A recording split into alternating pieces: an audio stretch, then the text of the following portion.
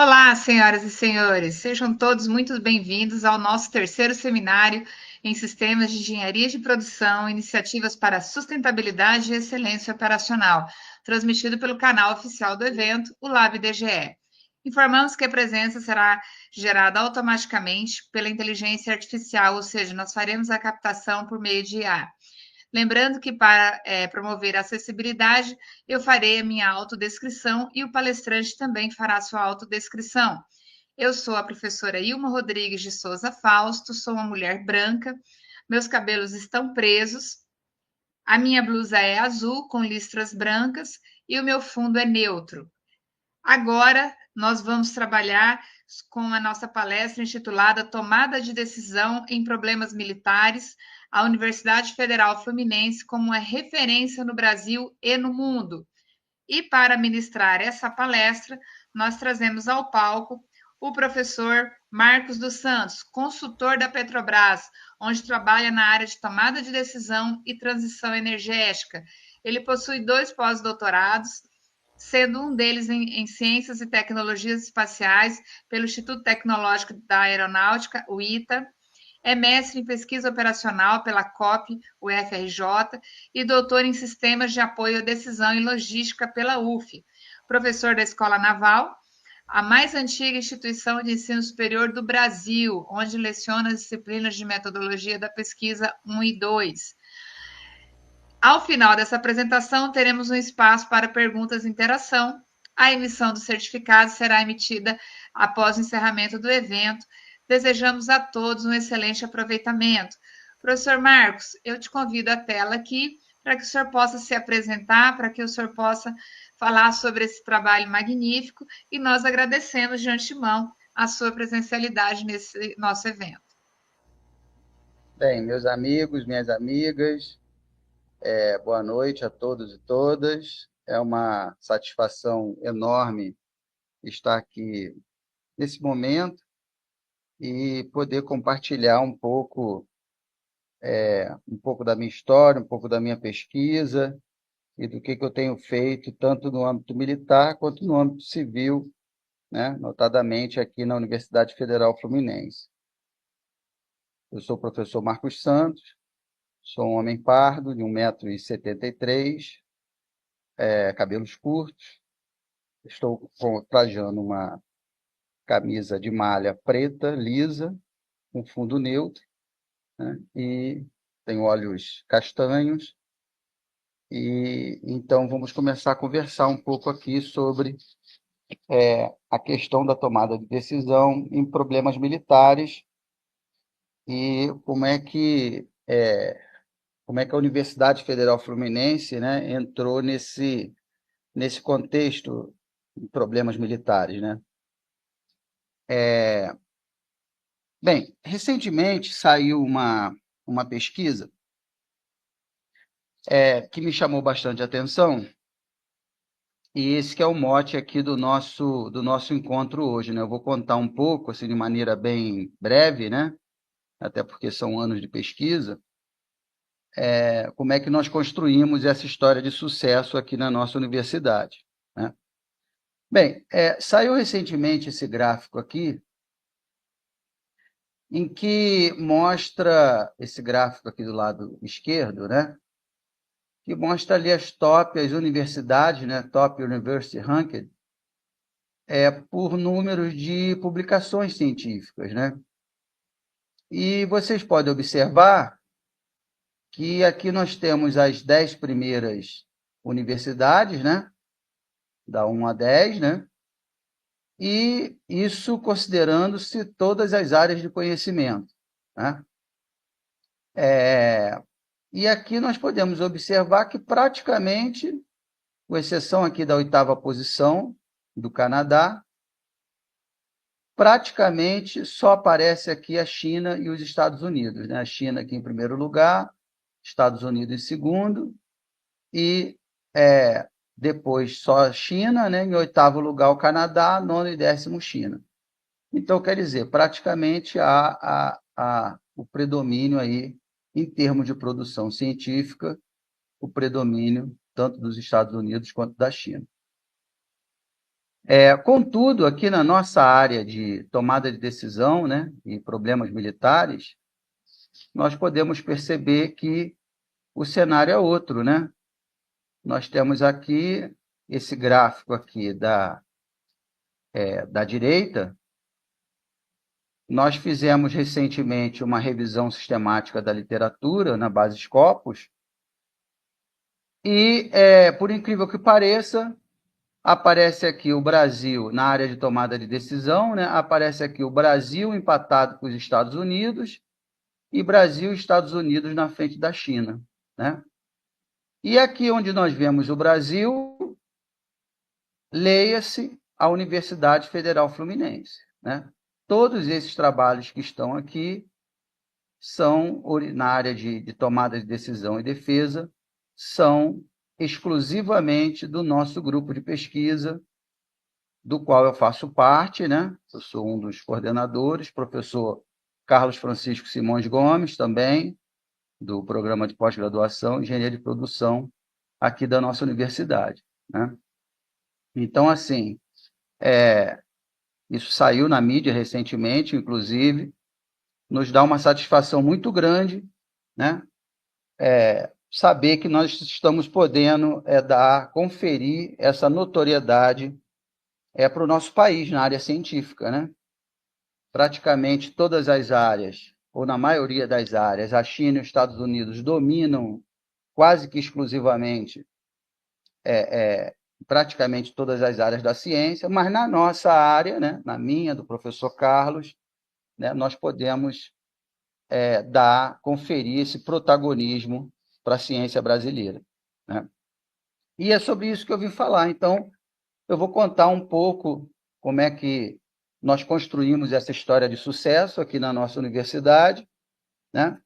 E mostrar alguns problemas, alguns métodos que nós temos aplicado aí nos últimos 20 anos aqui na universidade. Bem, e aí eu gosto sempre de começar contextualizando, né, como a nossa área é tomada de decisão, eu começo sempre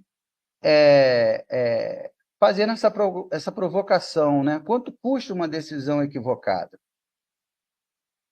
Se nós lembrarmos da Segunda Guerra Mundial, o Adolf Hitler invadiu ali a Polônia, né? Deflagrou-se ali a Segunda Guerra, e os Estados Unidos não fazia parte da Segunda Guerra, né? Não fazia parte daquele momento, não fazia parte daquele contexto, e os Estados Unidos só passaram a fazer parte do conflito a partir do momento que houve o ataque do Japão à base aérea de Pearl Harbor. Com isso, os Estados Unidos, né, se viram pressionados pelo próprio povo, né, a entrar na guerra, e com o desdobramento da guerra, acabou ocorrendo o lançamento das bombas atômicas, né, de Hiroshima e Nagasaki. Bem, eu não estou entrando no mérito se estava certo, se estava errado, né? Só estou descrevendo um fato histórico, mas a questão né, que, inicialmente, os Estados Unidos sequer fazia parte daquele conflito. E aí o alto comando japonês achou por bem, decidiu, tomou uma decisão de realizar o ataque aéreo, o ataque à base naval de Pearl Harbor. Então, foi tomada uma decisão que, entre outros desdobramentos, né, acabou levando ao lançamento das bombas atômicas de Hiroshima e Nagasaki, né? Então, assim, aonde que eu quero chegar, né? Eu quero mostrar um problema, eu quero ilustrar um problema estratégico, tipicamente militar, e que, na época, aplicou-se muita pesquisa operacional, muitos métodos de apoio à tomada de decisão, aplicou-se centenas de métodos, inclusive a simulação de Monte Carlo, pelo John von Neumann, né? Dentro do contexto militar, e aonde que eu quero chegar, né? o que eu quero problematizar com vocês, fazer uma provocação, é que eu tenho que ser capaz de fazer um exercício mental, uma projeção de quais são as consequências que essa decisão vai ter dentro daquele contexto, dentro daquele sistema sociotécnico que a gente está trabalhando, né? Muitas vezes as consequências não são muito graves, não são muito drásticas, mas muitas vezes são. Isso, inclusive, na nossa vida pessoal, né? Às vezes a gente pega ali trabalha 30, 40 anos no lugar, pega ali um fundo de garantia, compra um imóvel e depois chega à conclusão que aquela compra foi um desastre. Quando chove, a rua enche, né? Ou a rua é perigosa. Então, quer dizer, tem um impacto muito ruim nas nossas vidas, né? Então, é sobre isso que nós vamos conversar, sobre a questão da tomada de decisão e seus desdobramentos, notadamente aqui em problemas de segurança e defesa nacional, né, que é a área que o nosso grupo de pesquisa deu essa visibilidade aí para o Brasil, né, mas que, na verdade, vale para todas as áreas da nossa vida. Bem, então, aqui conta um pouquinho da minha trajetória, a professora já falou, né, eu fiz o mestrado lá na COP, o FRJ, pesquisa operacional, depois fiz o doutorado na Universidade Federal Fluminense, também tomada de decisão, e foi a partir daí que começou o meu relacionamento aqui com a nossa querida Universidade Federal Fluminense, né? Eu comecei a fazer o doutorado, concluí, e desde então nunca mais saí, né? Continuei como pesquisador do grupo, depois fui credenciado no programa, e estou até o momento, né? Dou aula lá na Escola Naval também, sou professor da Escola Naval, também em tomada de decisão, em metodologia científica, e atualmente estou trabalhando como consultor da Petrobras na área de transição energética. Bem, e aí dentro dessas pesquisas que eu comentei com vocês, né, que nós temos aí na área de tomada de decisão em problemas militares, de defesa nacional, segurança pública, nós já temos mais de 900 trabalhos publicados ou apresentados, né, em mais de 20 países. Então, esse ano mesmo, 2025, eu estive na Inglaterra, lá na Universidade de Leeds, em que nós apresentamos um trabalho que foi desenvolvido no âmbito do Ministério da Defesa, aqui do Brasil. Estivemos lá na Inglaterra em julho. Ano passado, estivemos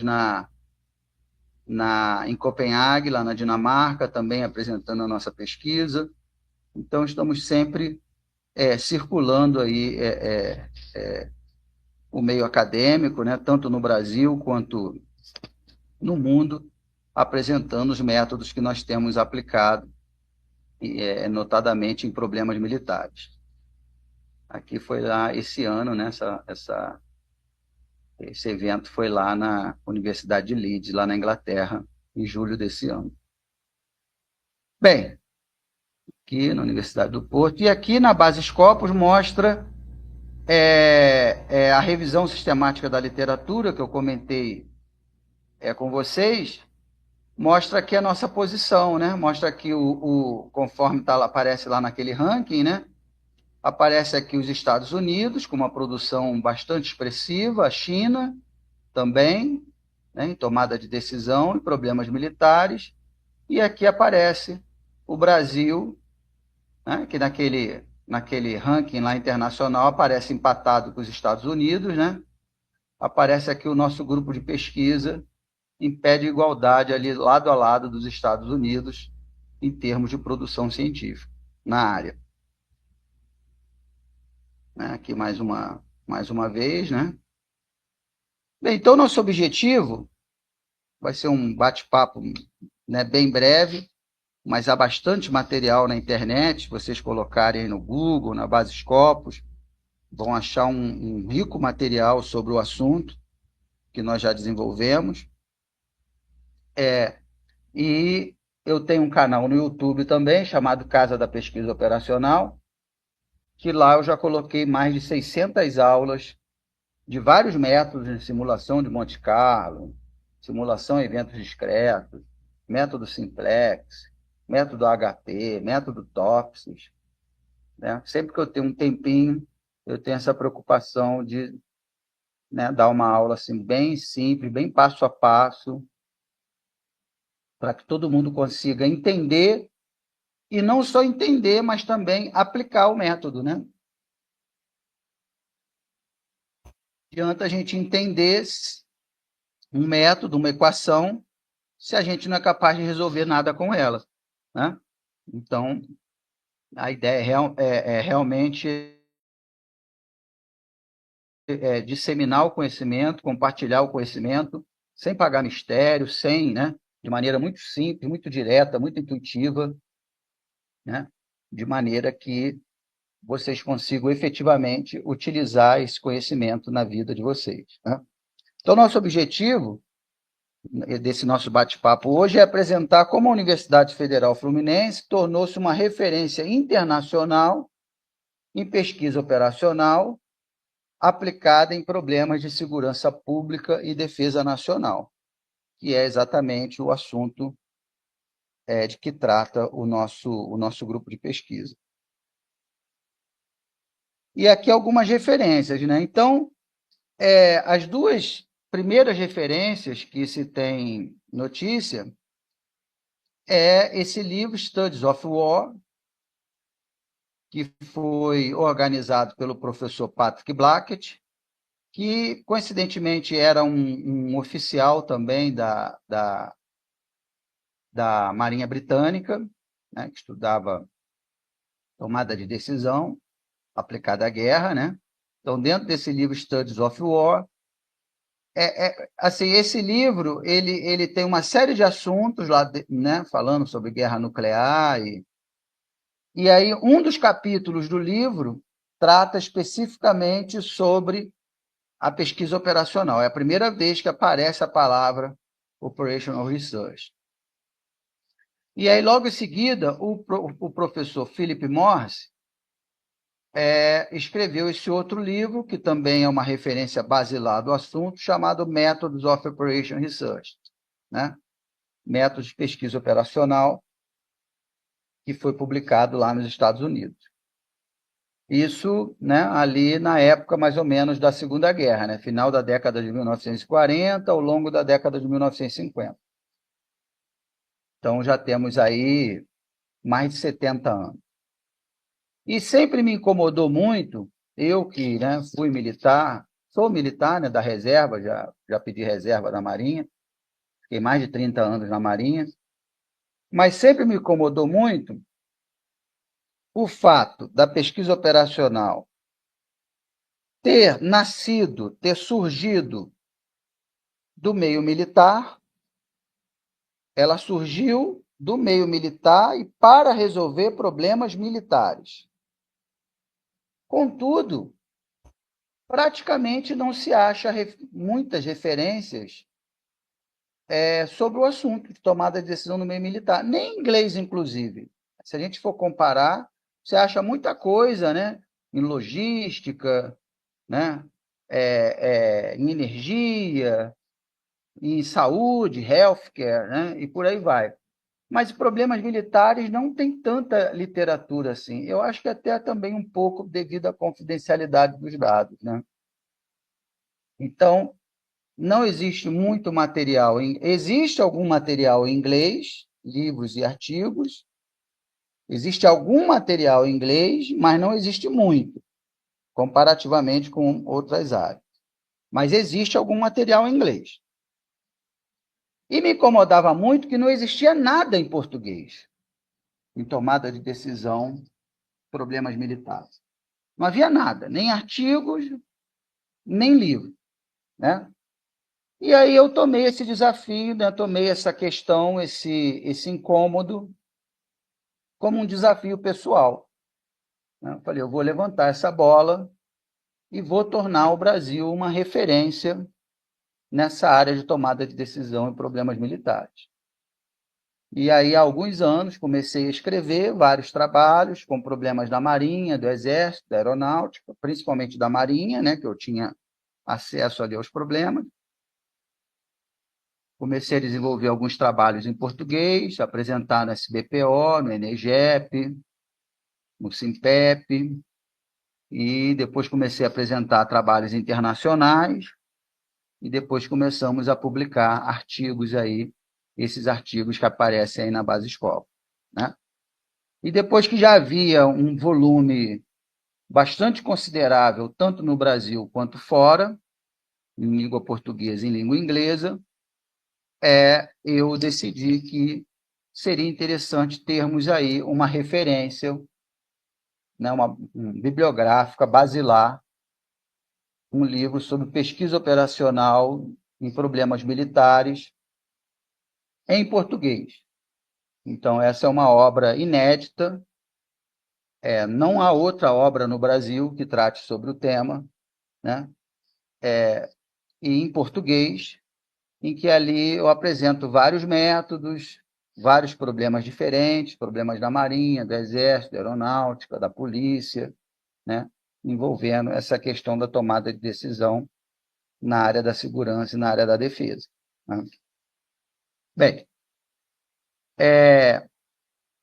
e aí muita gente pode estar se perguntando, né? Nem todo mundo é da área, pode estar se perguntando, pô, mas o que é isso que o professor está falando, né? Pesquisa operacional? O que é isso? É uma ciência, é uma área da ciência, né? O que é isso que o professor tanto fala? Então, eu fui lá no site, existe uma sociedade que é a maior e a mais importante, né, a mais relevante, Sociedade de Pesquisa Operacional do planeta, é lá onde tudo começou, no Reino Unido, né, na OA Society, e lá ele define o que é pesquisa operacional, né?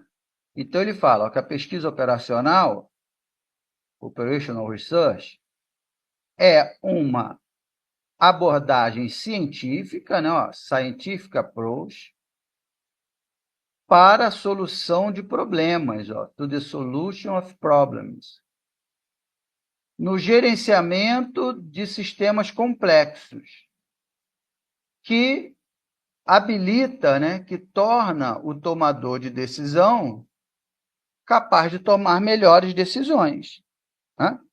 That enables decision makers to make better decisions. Então, a pesquisa operacional, ela visa o quê, né? Então, eu tenho aqui a pesquisa operacional, eu vou, na maioria das vezes, utilizar uma modelagem matemática,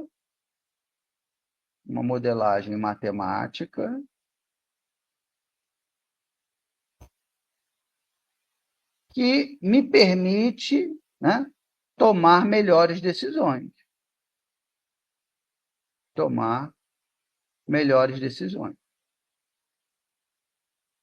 Então, esse que é o escopo da pesquisa operacional.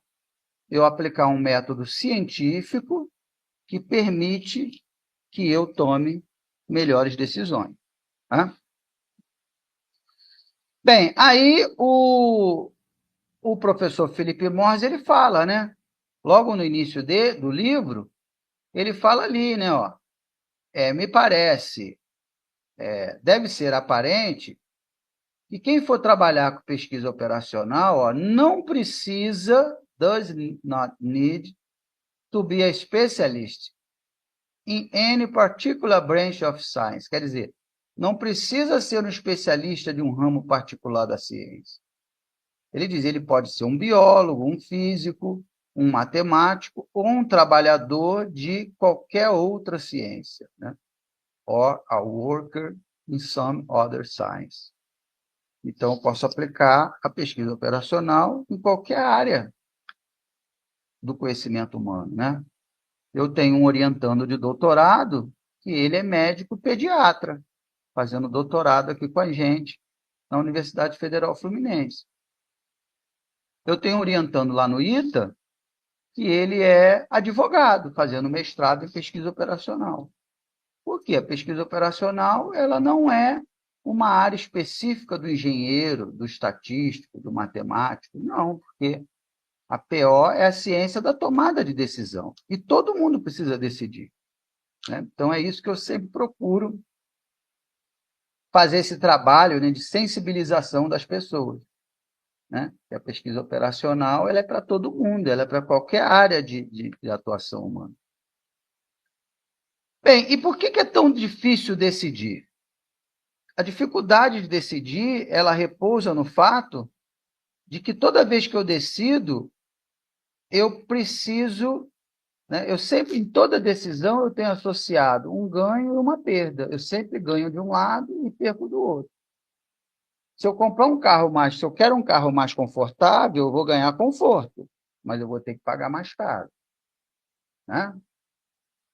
Então, eu vou contratar um funcionário, um engenheiro, um estagiário. De repente, ele é mais fluente em inglês, que para mim é interessante, mas domina pouco o Excel.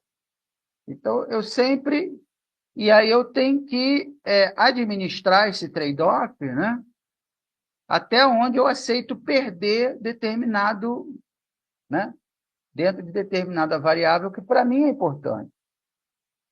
E é aí que entra a modelagem matemática para ajudar a gente nesse processo e mostrar qual é a ação estratégica que melhor vai resolver o meu problema, melhor vai me atender, né? Então, o problema é sempre, ele tem mais ou menos essa cara aqui, né? Eu, eu levanto quais são os critérios que são relevantes. Eu quero comprar um carro novo. Então o preço para mim é importante, o tamanho da mala é importante, o valor do IPVA, quero pagar o mínimo possível, o conforto, né?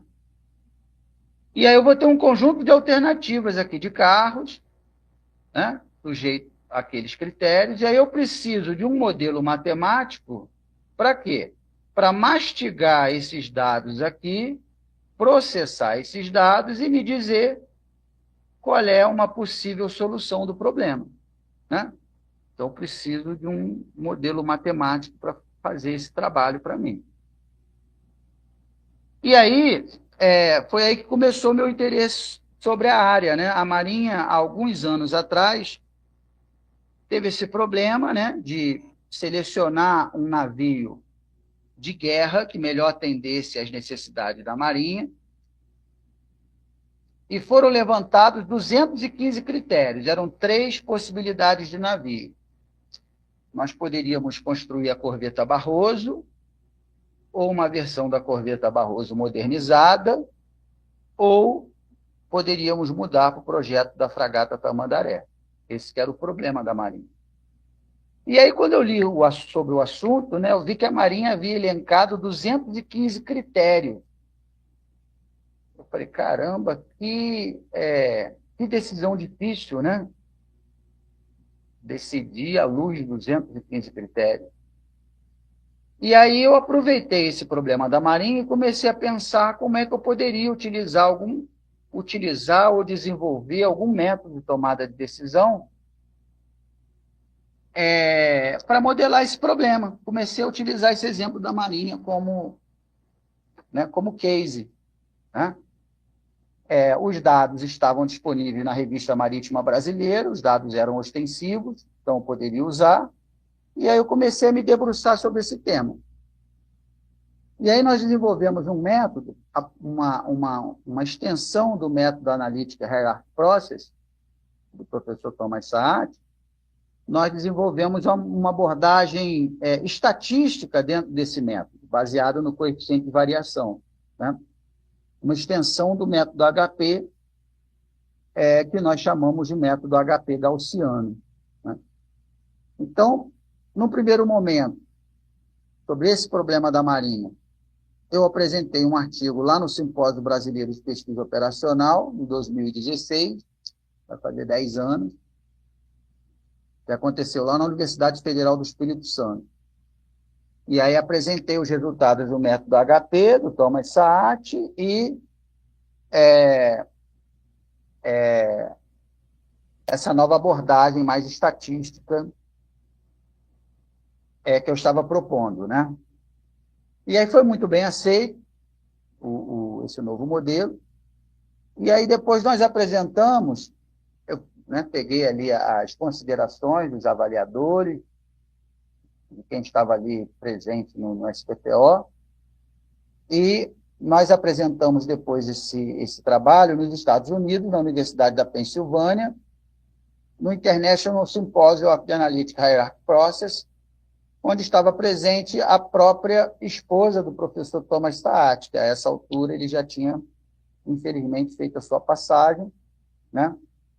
Então, apresentamos lá, o método foi muito bem recebido também, e, finalmente, o método foi publicado em 2021 no International Journal of the Analytic Hierarchy Process, e aí consagrou-se como um método científico que tem sido utilizado, né, já são já são centenas de aplicações no Brasil, fora do Brasil, né, centenas de aplicações do método, né. Eu já fui da banca de doutorado de uma tese na Universidade de Lisboa, né, no Instituto Superior de Engenharia do Porto, e vários outros trabalhos. Bem, essas são as equações do método. É claro que eu não vou entrar aqui, não vou detalhar cada uma delas, até porque vocês encontram com muita facilidade. Eu explico passo a passo cada uma delas, né? Uma abordagem mais estatística sobre o método HP, né? Mas, de toda forma, nós desenvolvemos um software muito fácil de usar, online, gratuito, em que você insere ali quais são as variáveis de interesse para a sua tomada de decisão, aperta um botão e ele já diz para você, em poucos minutos, qual é a melhor decisão para resolver aquele problema, né? Então, o software é online, é gratuito, né? Nós temos esse compromisso de entregar um produto útil para a sociedade, e eu coloquei lá no YouTube também um tutorial tanto ensinando as equações do método, quanto ensinando a utilizar o software. Tá? E aí, aqui está o registro do software, né? Nós fizemos em parceria com o professor Miguel Leles, que fez o doutorado aqui na nossa universidade também, e parte do doutorado dele, ele fez o sanduíche lá no Instituto Superior de Engenharia do Porto, né? Também um pesquisador muito dedicado, muito produtivo, né? E continua aí no nosso grupo de pesquisa. Bem, e, finalmente, por último, esse nosso método foi publicado agora, esse ano, né? Tem uns 2 meses, foi publicado na revista Nature, né? Foi uma satisfação muito grande, uma alegria muito grande. Eu acredito que, assim, as 2 maiores revistas, né? Uma das maiores revistas, periódicos científicos internacionais, seja a Nature e a Science, né? Acredito que poucos professores brasileiros tiveram, né, ou têm a oportunidade de ter um trabalho publicado na Nature, e o método HP gaussiano acabou de ser publicado num problema real, né, na Nature. Então, temos aí o International Journal of the Analytic Hierarchy Process, que é um periódico que foi criado pelo próprio professor Thomas Saat, né, que criou o método HP em 1977, e agora temos esse artigo de 2025 publicado na revista Nature. Bem, e aqui é o processo de modelagem matemática computacional, né? Então, a Marinha ela tinha um problema, que era qual navio construir, né? Então, transformamos aquele problema num modelo matemático. É claro que não faz o menor sentido resolver esse modelo à mão. Criamos um modelo computacional, e a partir desse modelo computacional ele apresenta para a gente qual é a possível solução do problema. E aí agora nós disponibilizamos esse modelo computacional para a utilização da sociedade. Tá? E aqui eu coloquei uma série de artigos, uma série de publicações no Brasil e fora do Brasil, aplicando um método em problemas militares. Não vou detalhar cada um deles aqui, né? Até porque daqui a pouco o nosso tempo já está terminando, temos aí mais alguns minutinhos para fechar. Então, aqui aplicamos o método HP na seleção de uma aeronave de carga para a Força Aérea Brasileira, né? Foi um problema real também, em que nós publicamos esse trabalho.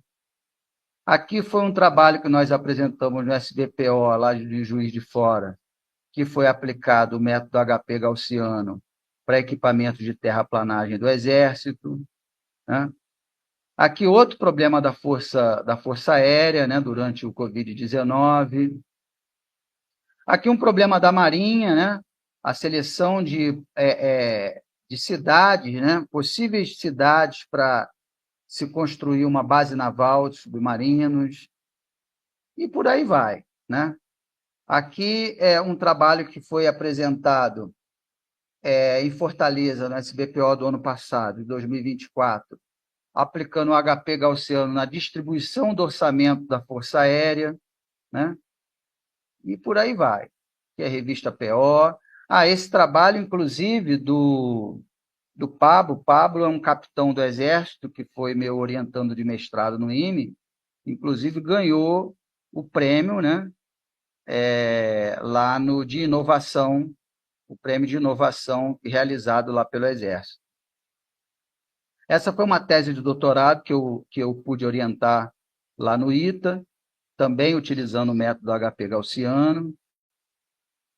E esse foi um artigo que nós apresentamos no SBPO do ano passado, em Fortaleza, que ganhou o prêmio, né, em primeiro lugar, né, lá do SBPO, na seção de defesa e poder naval, também aplicando esses métodos de tomada de decisão, né? Então, temos aí vários trabalhos publicados, né? Esse foi o curso que todo ano eu conduzo lá no Ministério da Defesa, em Brasília. Estive lá no passado, estive lá esse ano, em outubro, né? Aplicando esses métodos de tomada de decisão em problemas militares.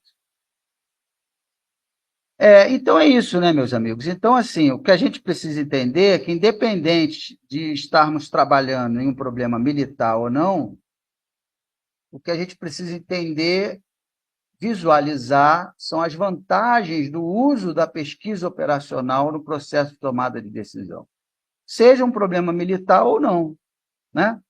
Então, nós temos lá, ó, aplicando os métodos de tomada de decisão, eu posso maximizar os ganhos da minha organização, que não necessariamente precisa ser ganho de dinheiro, pode ser um ganho estratégico, um ganho de segurança, né? Um ganho de qualidade de vida, enfim, né? Eu posso reduzir os custos, reduzir os desperdícios, eu posso garantir a replicabilidade daqueles resultados, né, em que eu tomei uma determinada decisão, e aí, com isso, eu garanto a transparência e a lisura do processo decisório, principalmente para o agente público, né, para o gestor público. É importante porque nós, como gestores públicos, né, muitas vezes a gente precisa responder para órgãos de controle, TCU, né, enfim. E aí, se eu tomei uma decisão que custou centenas de milhões para os cofres públicos, eu tenho como, né, dizer, não, apliquei esse método aqui, com esses dados, cheguei a esse resultado. Foi por isso que eu tomei essa decisão, né?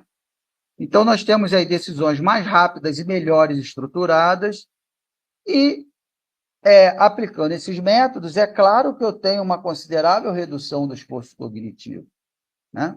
Porque eu estou aplicando um método científico que vai me apoiar aquela tomada de decisão, né?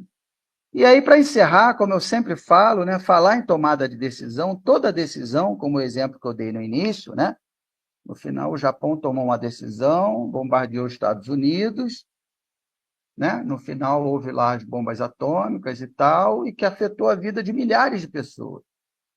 Então, quando eu falo em pesquisa operacional, eu não estou falando de matemática, eu não estou falando de computação, não estou falando de estatística, eu estou falando em tomada de decisão. E falar de tomada de decisão é falar sobre as pessoas, é falar em afetar a vida das pessoas, né? Então, sempre tem essa preocupação, né? Que a gente precisa focar nas pessoas. Como é que essa decisão vai melhorar a qualidade de vida das pessoas? Como é que vai melhorar o ambiente de trabalho? Como é que vai melhorar, né, a aplicação dos recursos públicos, né? Vai melhorar a vida da sociedade. Então, por isso que eu gosto de estar sempre, como eu estou aqui com vocês hoje, compartilhando conhecimento, conversando, discutindo, porque eu acho que eu acredito que o papel do cientista, do educador, né, seja exatamente esse, né? Compartilhar o conhecimento para promover uma melhoria da qualidade de vida do nosso povo, da sociedade, né? Aqui lá na Universidade Federal da Paraíba, na UFPB, lá em Campina Grande, em São Paulo, né? Aqui o nosso grupo de pesquisa, né? Todo mundo feliz aí, orientando de mestrado, doutorado, né? Aqui o nosso grupo de pesquisa lá no Instituto Militar de Engenharia, no SBPO no passado, né? No SBPO ano passado eu levei quase 50 pesquisadores comigo, do meu grupo de pesquisa, e esse ano eu levei 37 pesquisadores e apresentamos 33 artigos científicos. Eu não tenho certeza absoluta, mas posso chutar que possivelmente era o maior grupo de pesquisa que estava presente no SBPO, tanto de 2024 como 2025, certamente era o maior grupo de pesquisa, né, que estava presente e mais produtivo, com mais trabalhos, né, com mais artigos de tomada de decisão sendo apresentados ano passado em Fortaleza e esse ano lá em Gramado, né? Então é isso, distribuindo ali presente para as crianças, né? Aqui um trabalho social que a gente faz aqui no Rio de Janeiro, né, ali na Praia da Glória, em São Paulo, né? O hospital, estamos fazendo dimensionamento no setor de oncologia pediátrica lá no Hospital de Amor, né? Já fomos lá entender o problema, né? Aqui foi uma palestra que eu fui dar lá em São Paulo para 700 crianças em situação de vulnerabilidade social, falar sobre como é importante tomarmos boas decisões ao longo da nossa vida, né? E eu fiquei mais de uma hora conversando com essas crianças sobre tomada de decisão, e em nenhum momento eu mostrei nenhuma equação matemática, né? É o que eu disse, falar de decisão não é falar de matemática, é falar sobre a vida das pessoas, como é que eu tomo boas decisões para ter uma boa qualidade de vida, né? E aí, finalizando, uma frase de Napoleão, né? Ele dizia que nada é mais difícil e, portanto, mais precioso do que ser capaz de tomar decisões. E, claro, boas decisões, né? Então, mais uma vez eu agradeço o convite, professor Calado, nosso coordenador, me convidou para bater esse papo com vocês. É uma alegria muito grande estar aqui compartilhando um pouquinho da minha história, né? Esses anos todos de pesquisa, esses anos todos dedicados à Marinha, mais de 30 anos. Continuo me dedicando à Marinha, continuo lá na Escola Naval, professor lá na Escola Naval, professor aqui da nossa querida Universidade Federal Fluminense, e a minha satisfação é essa, poder compartilhar o conhecimento, né? Veja, hoje, terça-feira, 10 horas da noite, né? Estar aqui conversando com vocês, eu fico muito satisfeito, me sinto muito útil, né? Me sinto profissionalmente plenamente realizado em poder estar desenvolvendo alguma coisa, entregando alguma coisa para a sociedade, né? Tá aí o meu contato, né? Meu e-mail, marcossantos@ime.eb.br, meu e-mail institucional lá do Instituto Militar de Engenharia, meu LinkedIn, meu telefone. Se alguém tiver alguma dúvida, pode me chamar. E esse QR Code leva lá para o meu LinkedIn. Se quiserem me adicionar lá também, a gente pode conversar, tá? Então é isso. Se alguém tiver alguma pergunta, eu estou à disposição, tá? Podemos aí botar aqui parar o compartilhamento. Eu estou sempre na UF, né? Enfim, estou sempre dando palestras por aí, estou sempre. É muito fácil de me achar. Tem meus artigos, né? Bota no Google, Marco dos Santos Pesquisa Operacional, vai achar lá os vídeos no YouTube, os artigos, livro, é muito fácil de me achar. Meu LinkedIn, né? Pode me procurar, que vai ser uma satisfação. Qualquer assunto. Professor, estou com uma dúvida, tem esse problema aqui na empresa, dá para usar PO? Professor, estou pensando em comprar um apartamento, Professor, queria fazer o mestrado na UF, como é que eu faço? Qualquer dúvida, fica o canal de comunicação aberto aí, que eu acho que esse é o nosso dever como educador, né? Né? É isso que me realiza como pessoa, né? E é por isso que eu estou aqui. Tá? Então, mais uma vez, aí, obrigado e desejo aí a todos uma abençoada semana. E se tiver alguma dúvida, eu estou à disposição. Obrigada, professor Marcos. Nossa, eu estou impressionada. A gente tem uma pergunta aqui, mas eu acredito que você já respondeu. Mas, de qualquer sorte, eu vou fazer. Mas eu percebi que você respondeu nos slides de fechamento, mostrando a abordagem da pesquisa operacional e como você está trabalhando com as crianças, como que você faz esse trabalho. Mas eu vou fazer. Em um cenário global marcado por incertezas geopolíticas e pela urgência da transição energética, professor, como o modelo de pesquisa operacional que o senhor tanto relatou, aplicados à defesa, pode incorporar variáveis ambientais e energéticas sem comprometer a prontidão militar? Seria possível transformar essa lógica de tomada de decisão numa abordagem também que maximize a sustentabilidade e a segurança energética? Excelente pergunta, gostei do. Eu acho que é isso, né? Esse é o nosso papel, né, na Isso academia. é o nosso ouvinte angolano, ele está nos assistindo de Angola. Ah, excelente. Bem, vamos lá. Eu acredito o seguinte, né? Eu acho que hoje em dia os problemas que nós vivemos, né, são cada vez mais complexos, cada vez mais, né? Então nós temos aí, como ele mesmo disse, questões ambientais, questões sociais, né? Então, eu até falei, né, que a professora comentou, até falei ao longo da apresentação, no finalzinho eu falei, a pesquisa operacional ela visa maximizar o ganho, o retorno, que não necessariamente é dinheiro, né? Então, durante algum tempo, né, sobre a égide lá dos estudos lá de Adam Smith, né, a riqueza das nações e tal, ter um desempenho melhor nas organizações era ganhar mais dinheiro. Né? Eu vou aplicar um método, vou aplicar uma abordagem matemática para produzir mais, para reduzir desperdício, para ganhar mais dinheiro. Né? Só que aí tem até o filme, né? Até recomendo, quem não viu, o filme antigo, do Uma Mente Brilhante, né? Contando a história do John Nash, contando a história do Nash, né? Que até ele, no bar com os amigos, ele fala, peraí, Adam Smith precisa ser revisitado. Né? E aí fizeram até chacota com ele, brincaram com o Nash, né? Imagina, né? Ele questionar 200 anos de teoria econômica, mas por que isso, né? Porque o Adam Smith, ele achava que se todo mundo quiser maximizar seus ganhos, quiser ganhar cada vez mais dinheiro, a sociedade evolui como um todo. Só que não é bem assim, né? Não é bem assim porque que o Nash percebeu? Que os recursos são limitados, né? Os recursos naturais, humanos, eles não são infinitos. Eu não tenho uma capacidade infinita de funcionário para trabalhar. Eu não tenho uma capacidade infinita de petróleo para tirar do mar. Os recursos são finitos, então não dá para ganhar infinitamente mais dinheiro.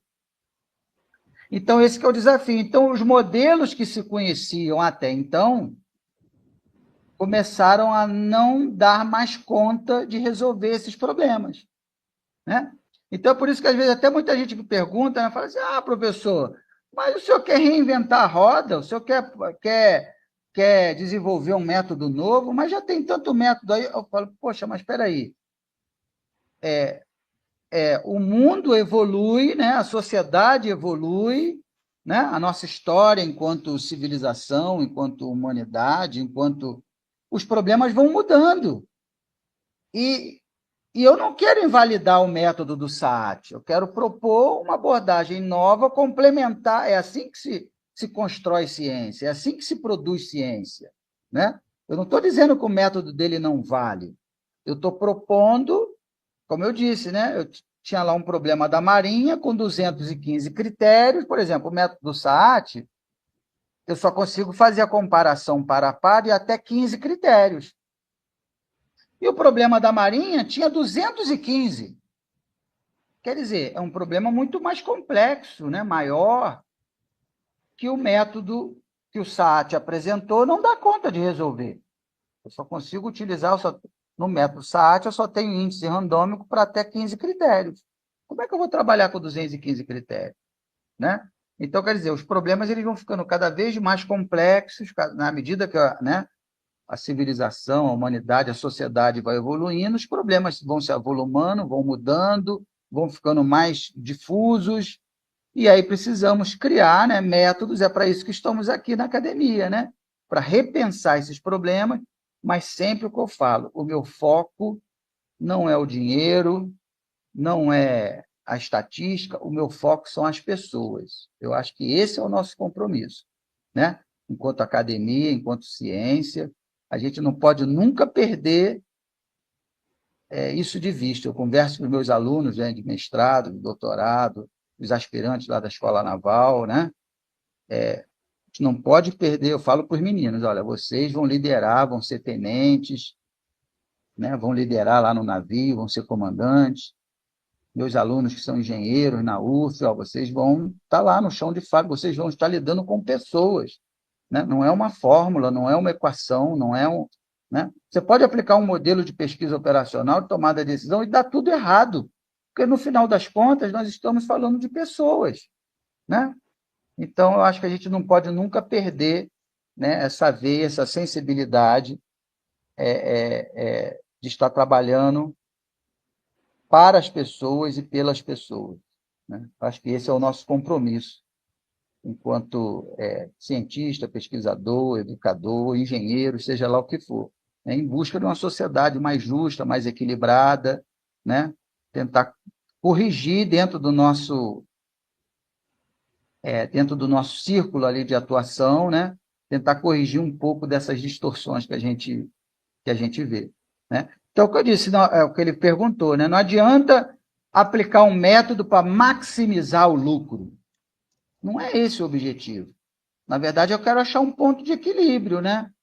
Não, eu quero ter um retorno financeiro que garanta a sustentabilidade da operação da organização, mas eu tenho que pensar também na qualidade de vida das pessoas, no impacto ambiental que isso vai trazer, no ganho social. E eu tenho, né? E há vários métodos capazes de modelar esse tipo de problema, né? Já há métodos capazes de fazer isso, né? Mas é isso. Eu estou aqui analisando se tem mais perguntas, professor, mas assim, eu achei bastante. Eu sou da área de informática, né? Sou analista de sistemas, e tanto meu mestrado quanto meu doutorado e meu pós-doc também estão nessas áreas do Decisão. pensamento crítico, né? Então, eu vejo assim, quando a gente fala sobre a pesquisa operacional, você está falando em pensar para resolver. Porque quando você citou Estados Unidos bombardeando lá no Japão, a gente sabe que foi uma decisão errada, né? Foi uma decisão isso, foi uma decisão atropelada. Então, quando você tem uma decisão pensada.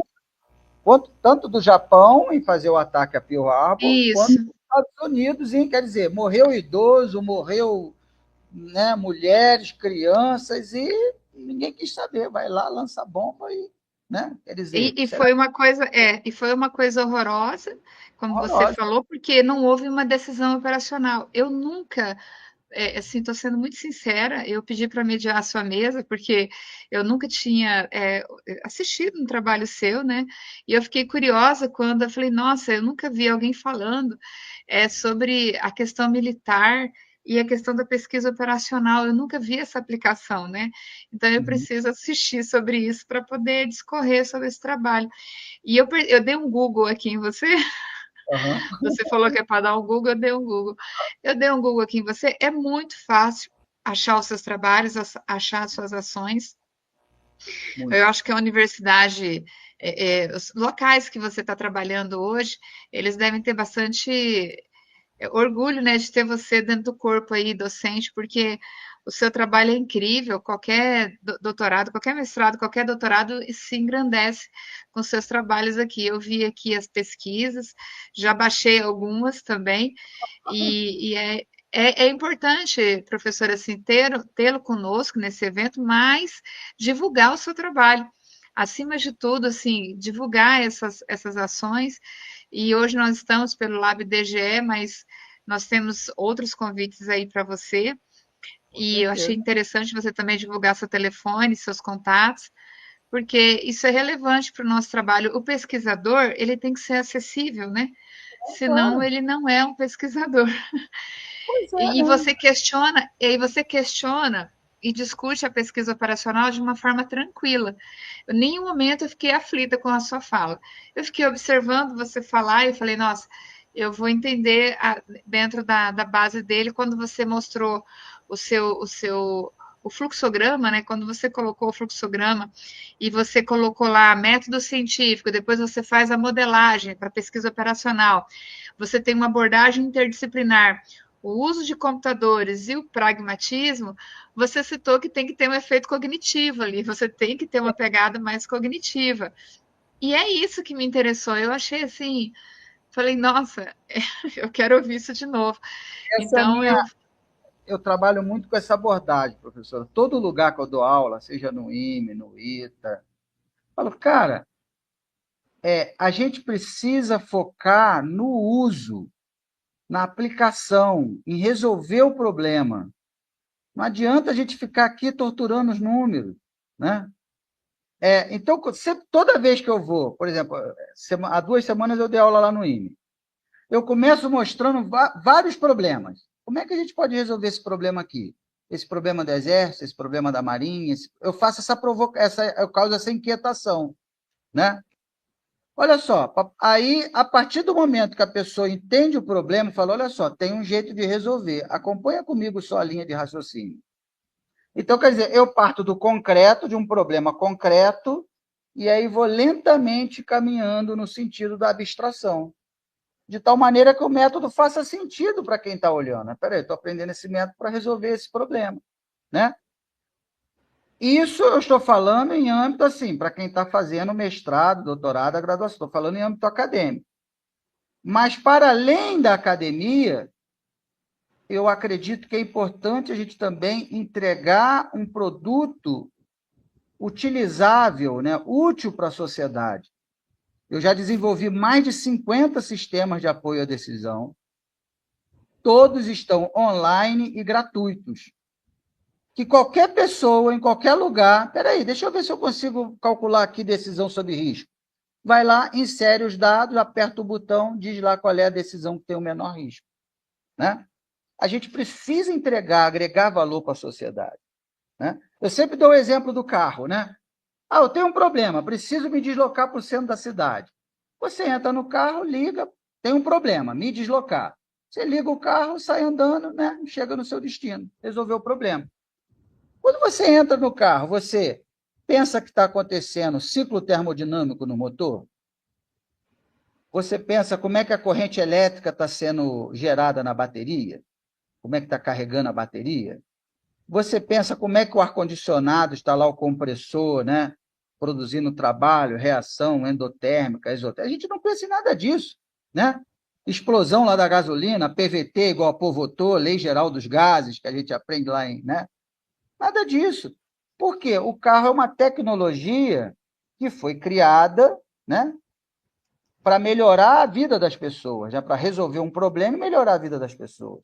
Então, eu sempre tive essa inquietação. Eu falo, cara, não adianta eu ficar aprendendo um monte de fórmula maluca, que eu gosto. Eu sou matemático, né?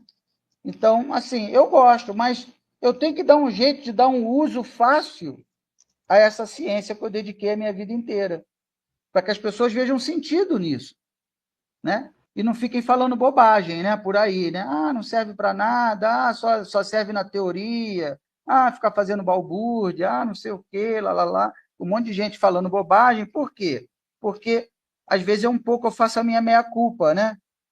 Às vezes a gente não faz um esforço para se fazer entender pela sociedade, para entregar algo útil, algo, né? Então, eu sempre, tanto é que toda tese, toda dissertação que eu oriento, eu falo, olha só, a tese tem que ter um ineditismo. Você vai criar um método novo, mas tem que ter um produto para a sociedade. A gente tem que fazer um software, um processo, alguma coisa que as pessoas tenham acesso, e se eu chamar o seu Joaquim ali da padaria, ele olha o processo, entende e aplica na padaria dele. Isso, para mim, é inegociável. Tem que entregar um produto para a sociedade. Senão, não faz sentido a gente estar aqui. Né? Porque aí fica um cientista falando para outro cientista. Aí eu vou lá no SBPO, aí eu que sou doutor em PO, falo para outro doutor, aí eu bato palma para ele, aí ele bate palma para mim. E a sociedade? É a sociedade que mantém essa estrutura. A gente precisa entregar alguma coisa. Né? Perfeito. Eu estou Essa colocando os elogios aqui na tela, porque a gente está caminhando para o encerramento e, e aqui tem muitas pessoas te elogiando. E nós estamos multiplataforma, a outra plataforma também está a mesma situação de elogios, pessoas que já foram seus alunos. Nós temos mais de 30 na outra plataforma que estão falando que já tiveram aula com você. Os alunos ficam todos espalhados, né? E, é, e aí eu acho bastante interessante essa manifestação e agradecer a todos aqui que estiveram presentes. E essa palestra vai ficar gravada neste ambiente. E eu vou pedir para você ficar na sala depois que a gente encerrar a transmissão, para que a gente faça o processo de encerramento aqui de dados. Gente, muito obrigada a todos, obrigada por ter prestigiado o professor Marcos, foi uma honra para nós, imagino que foi muito produtivo para vocês. Obrigada a todos, um grande abraço, com Deus. professor.